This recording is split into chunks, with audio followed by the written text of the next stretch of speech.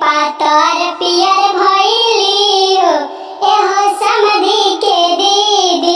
सुख के पातर पियर भइली हो एहो समधी के दीदी।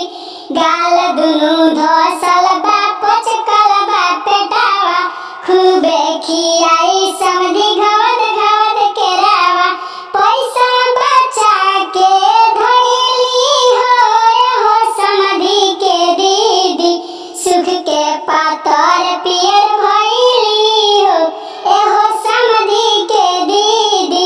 सुख के पातर पियर भइली हो एहो समधी के दीदी।